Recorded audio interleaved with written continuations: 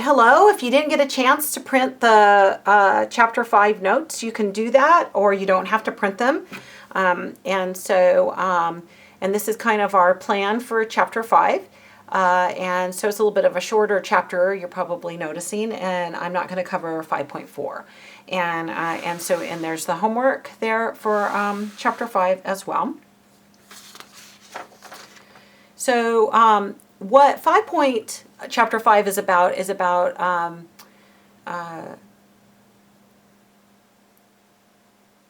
applications. I couldn't think of the word applications, believe it or not. About applications to the integral is what it's about. And so the first thing that they have you doing is finding the area between of the region between two curves, and so we're going to look at that right here. And they say what you need to do is in order to find this shaded in region here, you need to do top curve minus bottom curve. So f of x is on top, that's our top curve, minus our bottom curve. I want to show you why that works. And it works for all places. So if I find f of x, and I'm just going to draw a rectangle, and we're just going to kind of just look at, and I'm going to draw a little bit of a big rectangle just because, and I know that it does really small rectangles, but just so that you can see it. And so if I find f of x, the integral of f of x, then what I'm finding is this area here of every single rectangle that I could draw from A to B. And then I would sum up all of those rectangles, but it finds this area. So that includes some area I don't want and some area that I do want. Then when I find g of x, so here's the g of x, I'm going to draw that in here. For the same value of x, it finds, I didn't do a tremendously good job of drawing it there, but it finds that rectangle. And you can see that that rectangle is the area that I didn't want to count. And so to get the area that I do want to count, I take the whole area and subtract out the area I didn't want. And so that's what this does, right? Because it takes f is the whole area, the whole rectangle, and minus g of x is this little tiny rectangle for each x, right? So, and x's are going to go from A all the way to B.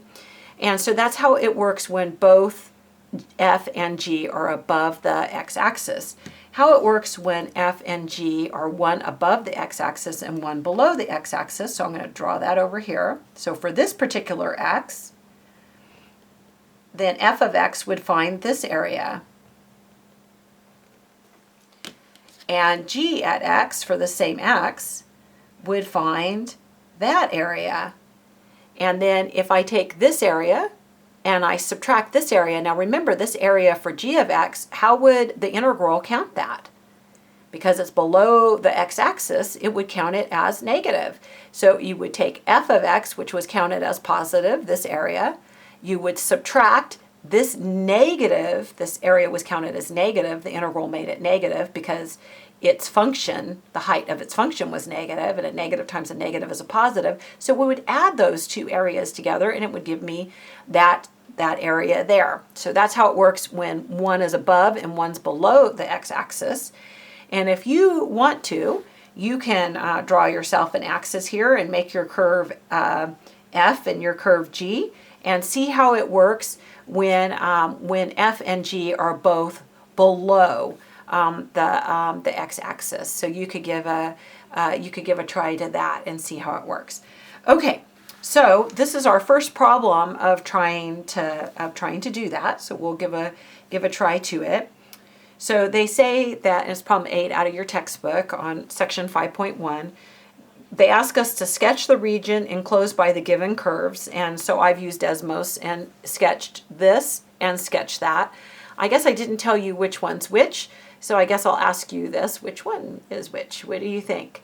And so I'll give you a second to think about that and see if you can figure out which one is which. Yeah, if you're thinking about maybe even just plotting some points just to see where things would go. So like here is x is 0. So when x is 0, I know that the cosine is equal to 1, and then 1 squared, because remember this really is this, for cosine of x, quantity squared, right? So when I plug in 0, cosine of 0 is 1, and 1 squared is 1, and times 4. So this point right here would be a point on y equals the cosine squared of x. If you're wondering why I didn't plug 0 into the secant squared right here, I definitely could have done that. That would have been totally okay to do, but I would have had to rewrite it as cosine for me to do it because I don't know the secant of 0. But when I say to myself, oh, secant of x is 1 over cosine of x, what is it at 0? Then I do know what it is. It's 1, right? So, and then you would square this, and you get 1. And so this is 1/4. And looking down here, this is 2, and here's 1 right here. And so this must be half, and so that must be a quarter. So yeah, I'm pretty convinced, right?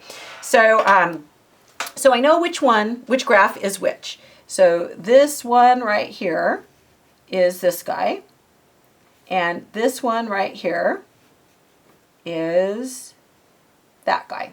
Okay, so I know which curve is which, and they're asking me to find the area that gets enclosed, and so the area that gets enclosed by the two curves is right here, and so they're asking me to find this area.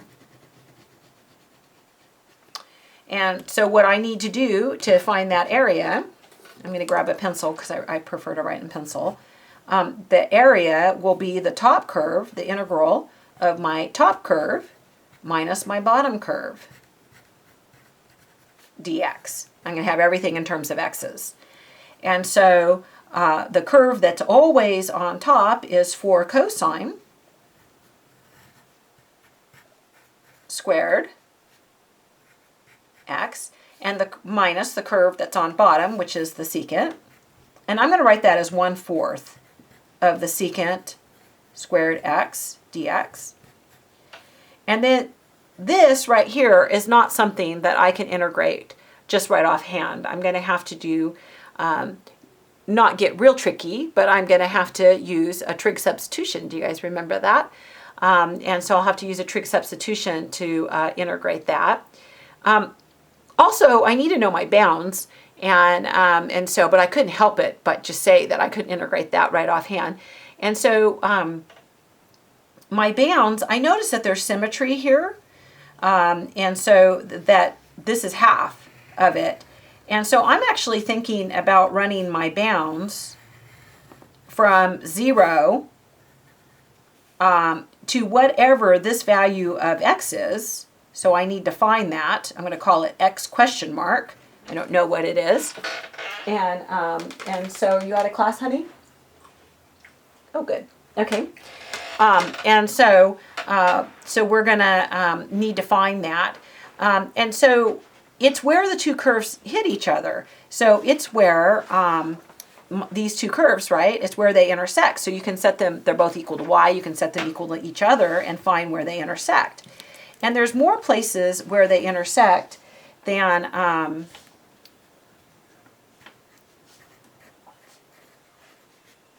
just one. I mean, it intersects here as well, but I'm going to try to focus on finding that point right there.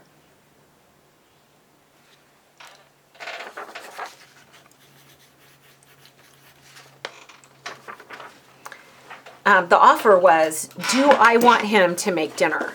And I'm thinking to myself, hot diggity dog, right? Is what I'm thinking. And so in order to solve this, what I need to do is I need to turn everything into cosine. And so remember, secant is 1 over cosine. And so actually, this is equal to 1 over cosine squared x. I'm going to put the 4 in front of it here. Equals 4 cosine squared x. And then you could cross multiply. So 1 equals 16 cosine raised to the 4th, right? 4 times 4 is 16, and cosine squared times cosine squared is raised to the 4th. And then I could divide by 16, so this is 1 over 16, equals cosine to the fourth here. And I'm going to take the fourth root, and I'm not going to worry about the plus or minus or any other things about it, because I'm looking for this one nice point that's right there in the first quadrant. So my x value is going to be positive, so I'm just going to be good with that. So I'm going to take the fourth root of 1 over 16, the fourth root. And so I know that you guys have had the Math 1 and you start saying, hey, you're losing 3 solutions because there should be 4 solutions. Well, there would be more than that, huh, because it's cosine. But you're losing a whole bunch of solutions by doing that, madam. And I've been watching a lot of British humor here. And you're right, I am. But remember, I'm only looking for that 1 in the first quadrant. So this is half equals cosine. And so now I need to know when the cosine of x is equal to half. And so a lot of you guys totally know that point. I hope that you do. And if you don't, then you need to say to yourself, what happened to my Math 1, my Math 1-ness? If you're using your calculator to verify, I've had so many people asking me that they were doing things with their calculator and it wasn't working out with what I had going with the calculator. And so what went wrong? And what I'm noticing is radians and degrees. So you have to be careful that you have your calculator in radians. So so I'm getting pi over 3, and I hope I gave you enough time to think about it. So, and so that's that point right here, pi over 3. Now I can think about it to make sure that it makes sense with how far it is over, right? And if I count by what the scale they had going, this is at half, and here is at 1. And remember, pi is 3.14 divided by 3. And so right here is 1, right? And 3.14 divided by 3 is just slightly bigger than 1. So hot diggity dog. So this is my upper bound. Now I have to multiply this by 2 because I'm only going to get half of it. So I'm going to use my eraser here and put times 2. And now that should give me the whole thing. And so I'm gonna go with it and see how I do. So I'm gonna have here 2 times, and then I'm going to break this into 2 integrals. I'm going to put a parentheses like this. I'm going to have the integral here from 0 to pi over 3. I'm going to put the 4 outside, so I'm doing this integral here. And I'm going to, instead of having that as cosine squared x, do you guys remember that's 1 plus cosine of 2x divided by 2? And I'm going to put the divided by 2 right out here with that 4. And so that's my plan. Oh my gosh, this is I'm going to lose it. I just can see that you can lose one thing. So I got my 2 out here. I'm almost feeling like maybe it would be better to put that stuff together, distribute the 2 in with them, and then I won't be as tempted to lose it. I'm going to do that because I feel without some of you, I have some friends that are really good at watching my my algebra, and my algebra is about to go for a bad, it's about to see a bad crisis there.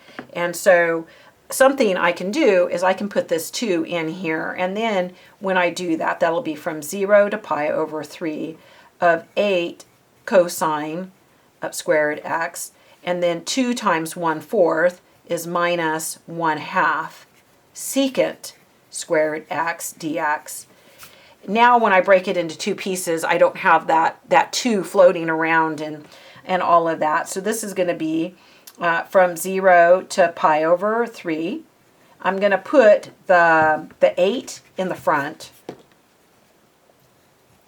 And remember that this is equal to half 1 plus cosine of 2x dx minus, and then here we're going to have the integral, and it's secant squared x, and it had a half, but the half can go in the front. So I'm going to put the half in the front. You don't have to put the half in the front if you don't want to. And And I'm going to go ahead right here and put my half out here in the front with my 8. So that's going to make 4. And so I'm going to go ahead and do that. So, and I lost my bounds on here. It was 0 to pi over 3. So I'm going to move that half out in the front, and half times 8 is 4.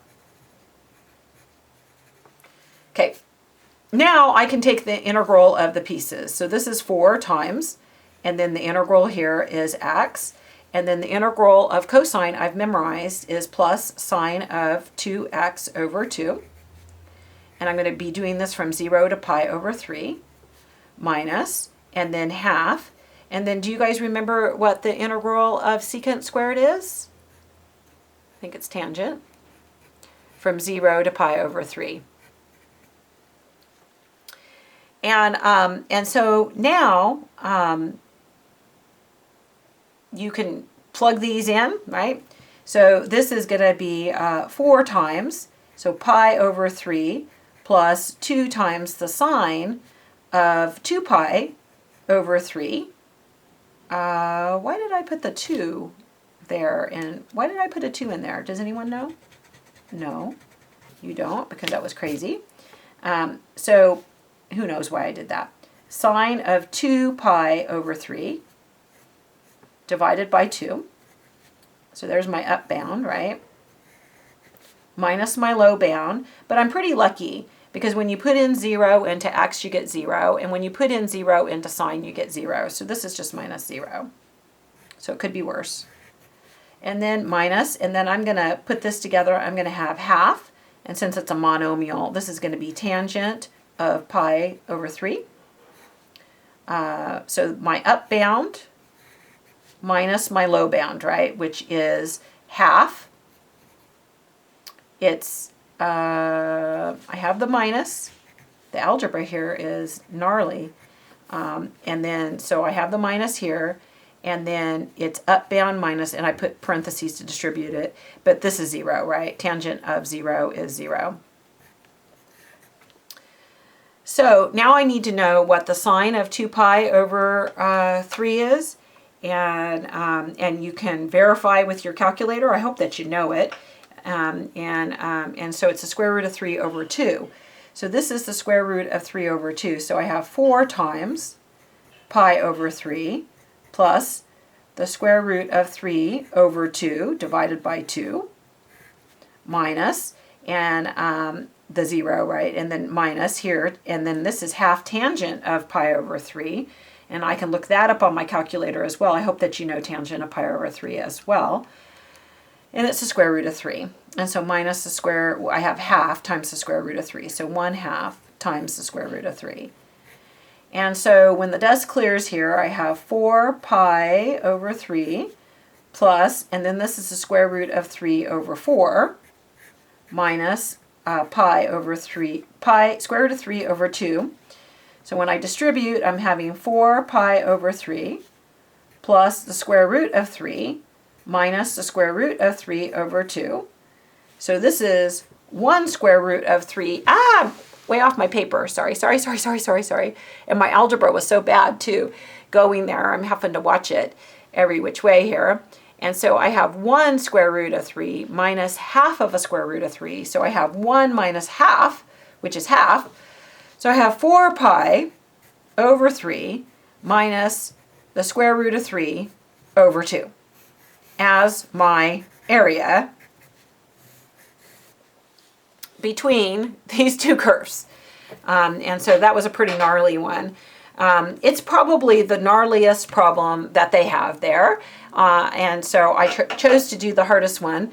And when you go, you'll have some easier ones to do. And I don't know why I chose to do the hardest one first. That's crazy talk, right? But we have done a lovely job on that. Then here, they're just wanting to make sure that you realize what you're finding. And so this 12 right here, what it represents is the area between those two curves. And so because G is on top here, that 12 right there is the integral of G of x minus f of x, top curve minus bottom curve, right, dx, from 0 to 2. That's what the 12, that equals 12. Okay, and then this area 27 is the integral of top curve minus bottom curve of f of x minus g of x dx, and that goes from 2 to 5. Okay, so just so that we know what they've given us here. And so they want to know, it says the graphs of the two functions are shown with the areas of the regions between the curves indicated. What is the total area between the curves from 0 to 5? And so if I want to find that, so it's part A here. So if I want to find the total area between the curves, I don't really even have to know what the integrals are, because they told me the area between these two curves is 12 and the area between these two curves is 27. And so you would just add those together and that would be the area between the curves, right? So 12 plus 27, whatever that is, 39. Part B, though, wants to make sure that you kind of understand about the integral, and it's asking you to find the integral from 0 to 5 of f of x minus g at x dx. And I notice, well, that's not what they're giving me. So in order to find this, I'm going to have to break it into two pieces. The piece that goes from 0 to 2, so 0 to 2 of f of x minus g at x dx, plus the piece that goes from 2 to 5. And then hot diggity dog, the piece that goes 2 to 5 is just flat out given to me, right? This piece right here, they said, yeah, that's 27, right? And this piece right here is not 12, this piece right here. But 12 is going to help me answer that question. Because do you notice this and that, they're negatives in one another. And so if I came to this and factored out a negative here, right, factored a negative out of this, -1 times my integral, what would that do if I did that? Do you guys agree? If you factored out a negative, it would switch those around and it would have the f being positive and the g being negative here. Right? So -1 times the integral 0 to 2 f of x minus g of x dx is equal to 12. And I want to know what this is equal to. And I have now -1 times it is equal to 12. So it must be that this is equal to -12. So this is then -12. So we get -12 plus 27, which is going to be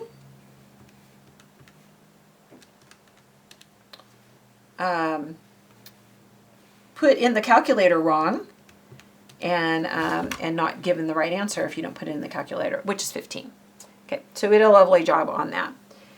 Then the other way that you can find area, what if your function is not solved for y? And so the two examples that I have here were functions that were solved for y, and our integral was then in terms of x, right? So our functions were solved for y. And so they say that, hey, what if your function is not solved for y, but instead is solved for, and it may not be a function even, solved for x. So what if it's terms of x? So they're saying that if I have a curve that looks like x equals f at y, and so my curve is now solved for x, and this one here too. And it doesn't have to be a function. And so what you do then is you can still find that area, and how you do it is you do right curve minus left curve.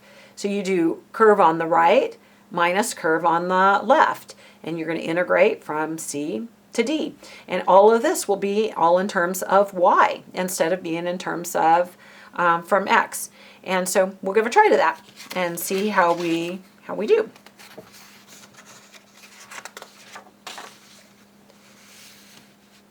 So this is problem 20, and so x equals y to the fourth. So you can see that equation has been solved for x, and the other equation has not been solved for x, and I want my equations to be solved for the same thing.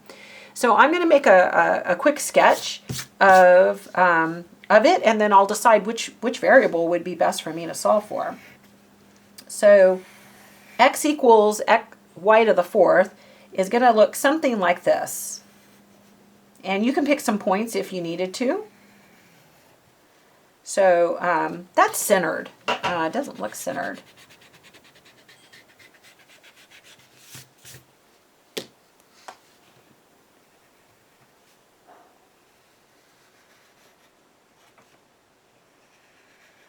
Okay. So that's what x equals y to the fourth. Now I want to look at y equals the square root of 2 minus x, and I want to graph that. And I remember from my days teaching Math 1 that that's one of our friends.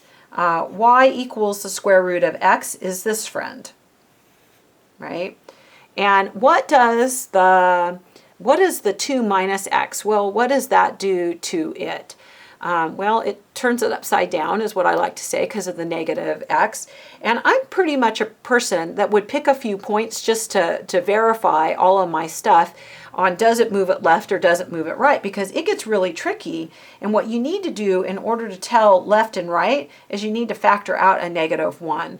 And so I don't know if you guys remember that from your Math 1 days. And then you can say, okay, the -1 means it's going to be this way, right? And the -2 means over this way too, is what it means. And so you can definitely do that, or you could pick a few points just to see, you know, how try on a few points for size just to make sure, right? If I let x be 2, 2 minus 2 is 0, y is 0. And so I can definitely come here and plot that point. Here it is, 2, 0.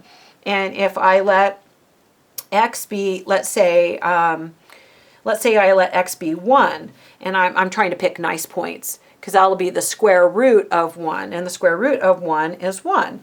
And so here I am at 1, 1, and I want to make sure that, hey, that's on this curve too, and it is, isn't it, right? 1, 1 is on that curve too. And now I'm saying to myself, oh, you silly girl, you were thinking that it was going to go under, but it is not going to do that. It's going to go looking like this. Do you guys agree? So I'll pick another point just to make sure. Maybe I'll pick -2.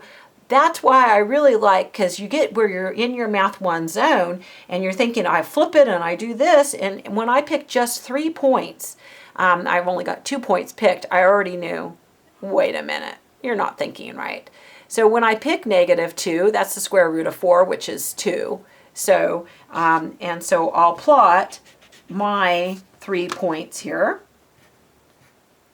Up here at, this was a height of 1. So this must be a height of 2. I didn't have good scale. Okay. So my initial drawing of it, my initial thought of what it was going to be was wrong. And so if I was more of a vain person, I'd back this video up and change that, right? I would change what my thought was. But my thought is always to pick a few points just to make sure. And so right when I picked my points, I realized that's not a reflection through the x-axis, you dum-dum. Talking to myself. I would never let anyone talk to my students like that, and then so I should probably not let myself talk to myself like that. That's a reflection through the y, right? That flips it over that direction. Okay, so now I've drawn it, and they said that y equals 0. Now y equals 0 is a horizontal line, because this doesn't trap any area. So far no area is trapped. It's taking 3 curves to trap this area. So this is the area that they're trying to get me to find. Okay, and so that's what I'm trying to find.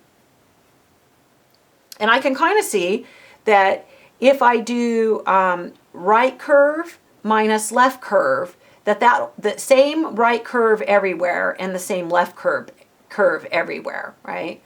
If I do top curve minus bottom curve, then the top curve here is the x equals y to the fourth, and the bottom curve is the x-axis. Whereas over here, the top curve is the square root guy, and the bottom curve is the x-axis. So I could do that too, but I would have to break it into two integrals to do it, one from 0 to 1 and the other from 1 to 2, and use two different functions. So it's choices, right? So I think I am going to do right curve minus left curve. In order to do right curve minus left curve, I need to solve this for x. So I'm going to square both sides. So this is y squared equals 2 minus x. And I'm going to take away 2 equals negative x. And I'm going to divide by a negative. So that's negative y squared plus 2 equals x. So that's the curve I have, x equals negative y squared plus 2. And so when I set this up for right curve minus left curve, so this is going to be, so my right curve is y to the, is this guy here, right? It's my, my guy that previously was a square root. So this is my right curve, negative y squared plus 2, minus my left curve is my y to the fourth, dy. And then my bounds are going to go from y, for y. And so if you imagine drawing rectangles, right? And so here's my rectangles that I would be finding. And my rectangles are on that side. And so my first rectangles are starting at y is 0, and my rectangles are going to continue until I get to y is 1, so 0 to 1. And would be my bounds. And so now all I have to do is integrate that, and that will give me the area between these two curves. And so let's see, this is going to be 0 to 1, negative y squared plus 2 minus y to the fourth dy. So this is negative y to the third over 3 plus 2y minus y to the fifth over 5 from 0 to 1. So this is negative 1/3 plus 2 minus 1/5 minus 0. So my area is